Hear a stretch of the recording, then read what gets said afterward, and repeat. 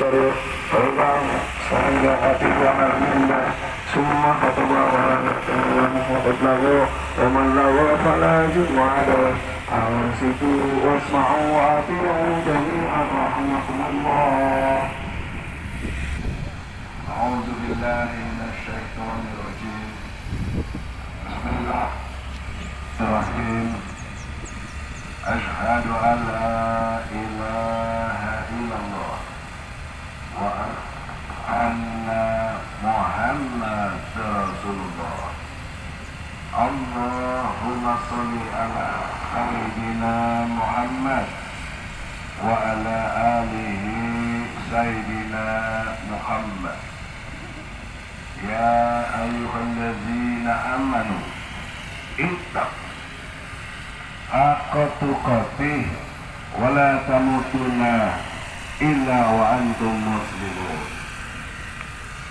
يا أرحم الراحمين irhamna irhamna irhamna ya dzal jalali wal ikram.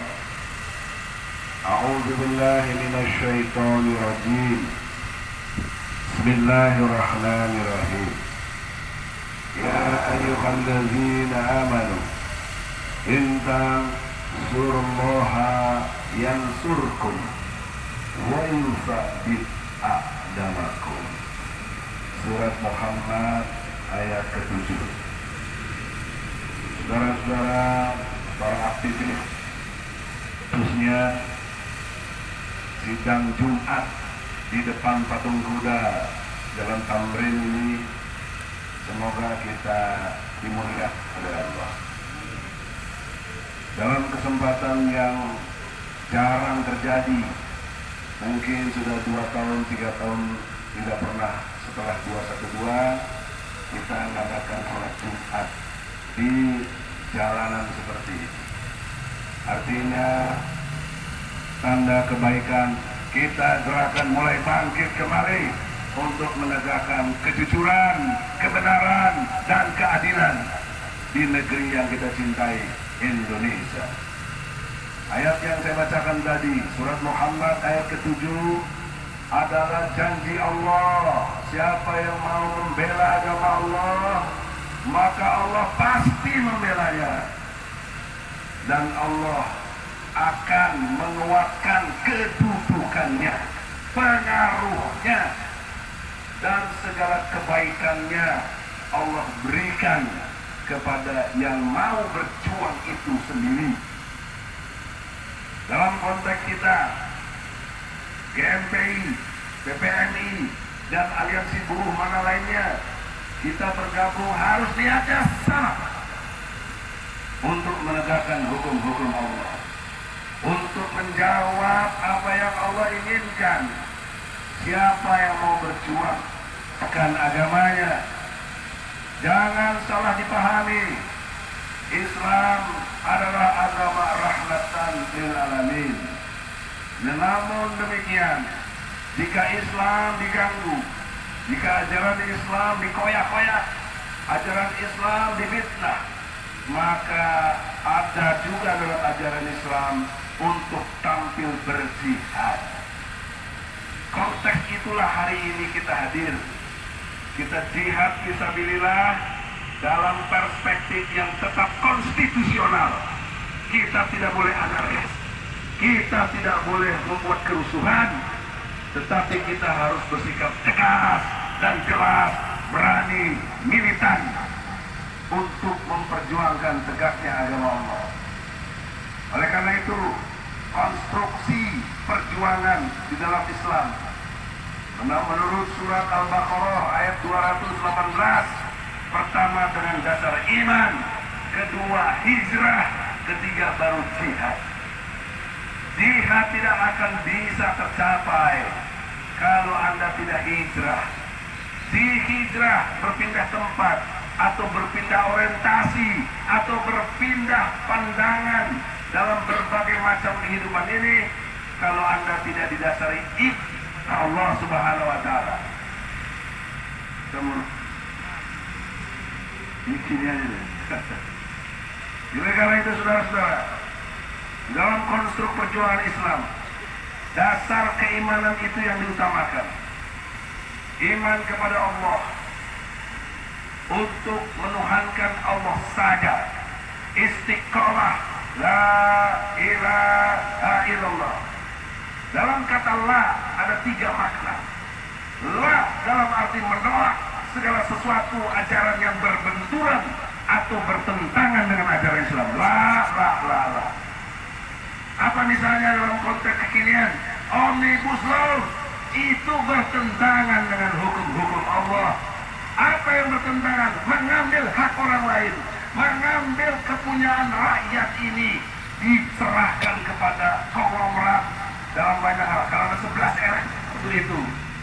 Ini harus dimengerti, harus dicantumkan dalam jiwa raga kita bahwa kita menentang Omnibus Law karena iman kita kepada Allah. Jangan kita mohon, jangan kita tidak mengerti di dalam konstruk berjihadnya kita. Sehingga kalau kita diinterogasi oleh pihak kepolisian, harus ngerti ini bagian dari iman. Kita mau sampai kepanasan seperti ini karena iman. Kalau bukan karena iman, lalu ngapain? Oleh karena itulah saudara-saudara, semangat keimanan kita inilah harus diwujudkan dalam bentuk nyata, konkret, action.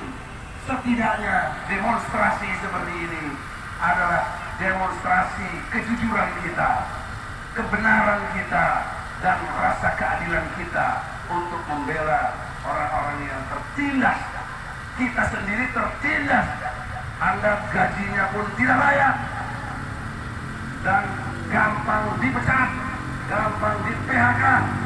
Sementara konglomerat berbagi-bagi kue dalam arti sumber daya alam sudah terbagi menjadi kepentingan konglomerat. Padahal pasal 33 ayat 3 UUD 45 mengatakan bumi, air, dan segala kekayaan alam yang terkandung di dalamnya dikuasai oleh negara dan diperuntukkan untuk semakmur-makmurnya rakyat. Kita punya emas di Freeport, di Newmont, di Banyuwangi, di Trenggalek, di Menes, di Bogor, di berbagai tempat yang belum banyak dieksplor tentang emas kita. Anda tahu harga emas sekarang berapa? Kurang lebih 1 juta emas yang murni. Anda tahu 1 juta itu 1 gram. Berapa 1 ton dalam gramnya? 1 juta gram. Jadi 1 ton bisa 1 triliun. Ada berapa juta ton kita punya emas? Kemana uang itu? Sementara di tempat-tempat emas, katakanlah Papua, masih banyak kemiskinan di seputarnya. Bahkan peradabannya belum meningkat, masih ada yang pakai koteka dan lain sebagainya. Bagaimana korelasi kemajuan? Lihat, ini salah Presiden dan DPR, karena di negeri ini yang membuat hukum adalah Presiden dan DPR. Pasal 5 ayat 1 dalam konteks Undang-Undang Dasar 45, juga junto pasal 20 dan 21 UUD 45. Jadi Presiden memegang kekuasaan tertinggi dalam membentuk undang-undang dengan persetujuan Dewan Perwakilan Rakyat. Kalau DPR yang ajukan undang-undang, Presiden. Omnibus Law ini sudah disetujui, sudah jadi undang-undang, sudah bisa menekan kita, termasuk itu KPK juga sudah dilemahkan sedemikian rupa. Ini harus dipahami tanggung jawab Presiden dan DPR. Jadi Anda jangan demonstrasi yang gak karuan ke tempat yang tidak fungsional. Yang fungsional itu Presiden, kemudian DPR. Itu ngapain di tempat lain? Kalau korupsi ke KPK. Dan itu dibenarkan oleh Undang-Undang Unjuk Rasa. Tidak boleh dilarang. Bahkan polisi harusnya mengawal dan mempertemukan yang kita demo. Ada di pasal 13 dari Undang-Undang Nomor 9 tahun 98 tentang unjuk rasa. Jadi kalian harus mengerti juga hukum di negeri ini, jika kalian bisa berargumentasi yang benar konstitusional. Kita tidak anarkis, kita betul-betul dengan rasionalitas kita. Maka dari itulah saudara, konstruk keimanan ini yang mengajarkan kita harus berpindah nilai berpindah nilai menjadi hijrah, dari yang tidak baik menjadi baik, dari perilaku tidak menjadi adil, dari perilaku zalim menjadi tidak zalim. Dan itu kita ajak, kita himbau Presiden dan PR juga hijrah, hijrah, karena dia ngakunya orang Islam, dia ngakunya beriman juga kepada Allah. Jadi kita berdemo ini mengajak hijrah. Presiden, DPR, mari bersama kami dan kita rakyat Indonesia untuk ke jalan takwa. Persoalan seriusnya, jika Presiden dan DPR yang ngeyel tidak mau untuk hijrah ke jalan Allah, maka jawabannya kita jihad untuk menegakkan hukum-hukum Allah itu. Oleh karena itulah saudara, singkat cerita, kita pertanyakanlah iman, Islam, hijrah, dan jihad kita. Bagaimana? Udah apa yang Anda kerjakan? Sementara umur terus bertambah dan kita tidak ada yang tahu kapan sampai harus meninggal kita. Bagaimana bayangkan Anda? Sementara tadi sudah saya ingatkan tiap sholat Jumat, khutbah Jumat, ittaqullah haqqa tuqatih wa la tamutuna illa wa antum muslimun. Orang beriman, jangan kamu mati, jangan kamu mati, melainkan dalam keadaan takwa. Bayangkan bagaimana kita mati dalam keadaan takwa. Sistem yang berlaku liberalis kapitalis, bahkan sekarang sudah digeser mau ke komunis, dan seterusnya menjadi orientasinya jauh dari Pancasila itu sendiri. Apa bukti konkretnya? Anda lihat sila keempat Pancasila, kerakyatan yang dipimpin oleh hikmah kebijaksanaan dalam permusyawaratan perwakilan. Faktanya apa? Kita dibikin one man one vote, ada pilpres, ada pilkada, ada pilkades. Mengapa begitu? Itu bertentangan dengan sila keempat. Sila keempat tidak ajarkan itu, ajarkannya musyawarah mufakat, ajarannya adalah adanya perwakilan. Kenapa jadi rakyat jadi one man one vote? Inilah membuka peluang kepada oligarki, membuka peluang kepada transaksional, membuka peluang kepada korupsi yang baru, yaitu rakyat jadi ikut korupsi. Wani Piro, satu suara, minta rakyat. Akhir kita jadi rakyat yang selamitan. Orang-orang yang demikian tentu tidak bisa memprotes karena dia sudah dibeli suaranya. Itulah melempemnya rakyat, dibuat oleh satu sistem oligarki yang membuat kita terjauhkan dari ajaran Islam. Jangankan ajaran Islam, dari Pancasila saja tidak ada. Apalagi sila pertama ketuhanan yang Maha Esa. Mana berlaku hukum Islam? Mana? Padahal di pasal 29 ayat 1 UUD 45 mengatakan dengan sangat jelas, negara Republik Indonesia berdasar kepada ketuhanan yang Maha Esa. Siapa yang Maha Esa itu? Allah disebut dalam mukadimah alinea ketiga. Berkat rahmat Allah dinyatakan kemerdekaan bangsa Indonesia. Artinya di negeri ini, Republik Indonesia yang berdasar kepada Tuhan yang Maha Esa, yang dimaksud Tuhan Maha Esa adalah Allah. Allah itu punya hukum, namanya hukum Islam. Harusnya di negeri ini Presiden dan DPR-nya komit untuk menegakkan hukum Islam. Tapi sudah 7 kali ganti presiden, sudah 75 tahun Indonesia merdeka, hukum Islam tidak juga ditegakkan. Oleh karena itulah, saudara-saudara, kehadiran kita dalam berdemo ini harus mengerti konstruknya karena keimanan kepada Allah. Dan sesuai dengan konstitusi, kita tidak ngarang-ngarang, kita tidak ingin merubah Pancasila Undang-Undang Dasar 45. Tidak, kita ingin menegakkannya, yaitu pasal 29 ayat 1, pasal 29 ayat 2, negara menjamin warga negaranya untuk menjalankan agama yang diyakininya. Negara menjamin. Jadi termasuk kita demonstrasi ini dijamin, bukan dipentongin, bukan dihalau. Justru harusnya difasilitasi. Mau demo apa kita? Demo Jokowi, fungsinya Jokowinya hadir. Mau demo DPR, DPR-nya hadir. Itu tugas polisi. Ada pasal 13 dari Undang-Undang tentang unjuk rasa. ini kita malah dikentui. Nah itulah jihadnya kita, konstruksi benar. Kita benar secara Al-Quran, kita benar secara konstitusi negara kita. Kita tidak ngaco, kita tidak anarkis. Maka dengan kejelasan yang singkat ini, semoga kita diberi kekuatan oleh Allah Subhanahu wa Ta'ala. Wala dzikrullahi akbar.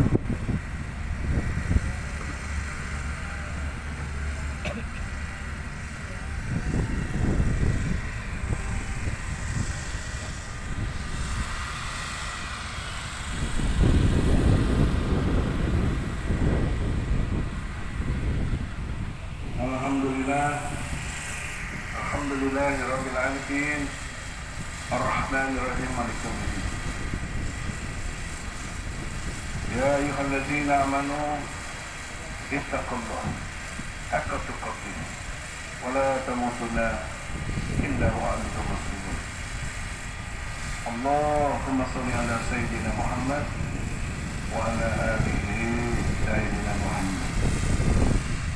Irhamna, irhamna, irhamna ya Dzal Jalali wal Ikram. Di akhir khutbah Jumat ini, saya amanahkan diri saya juga kepada kalian sebagai pendengar untuk betul-betul sami'na wa ata'na, dengar dan taat untuk menegakkan agama Allah dengan konstruk iman, hijrah, dan jihad fisabilillah. Dasarnya surat Al-Baqarah ayat 218. Bisa tidak ngaco, jadi kunci dan Al-Quran. Maka saudara-saudara, ada 6 hal yang perlu kita jihad, melakukan perubahan, kita hijrah, kita dengan dasar iman. Yang pertama, wibawa akidah. Wibawa akidah umat lemah sekali. Menurut penelitian Monash University, 75% rakyat Indonesia Muslim tidak sholat. Anda bayangkan 75% itu berapa dari 200 juta tidak sholat. 73% rakyat Indonesia yang Muslim tidak bisa baca Quran. Anda bayangkan akidahnya pasti lemah. Kalau akidah lemah, syariat tidak bisa jalan. Kalau syariat tidak bisa jalan, akhlaknya berantakan. Jadi sebenarnya tidak perlu revolusi akhlak, yang benar revolusi akidah. Tidak syariatnya jalan, akhlaknya baik. Jangan tiba-tiba revolusi akhlak, tidak bisa lah. Prosesnya bagaimana? Kedua, wibawa ilmu.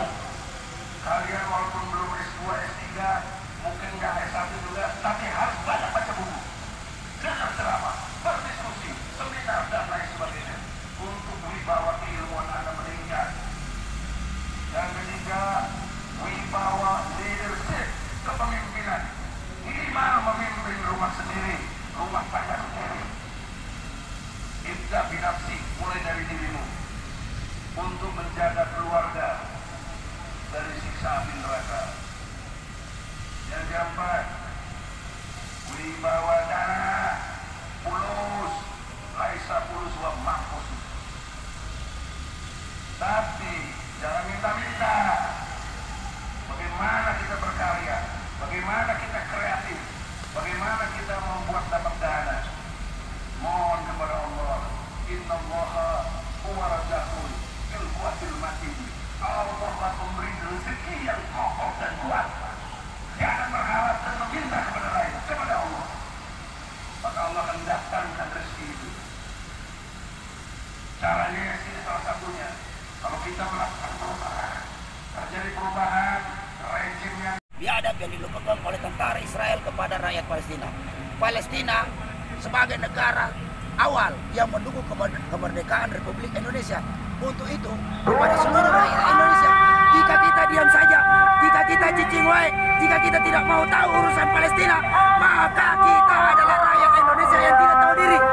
Siapapun hari ini yang hidup di negara kesatuan Republik Indonesia, jika tidak mau tahu urusan Palestina, berarti dia adalah rakyat Indonesia yang tidak tahu diri dan tidak tahu malu. Sekali lagi, kami tegaskan kita dukung statement Presiden Joko Widodo yang tetap konsisten menjaga amanah konstitusi bahwa penjajahan di atas dunia harus dihapuskan.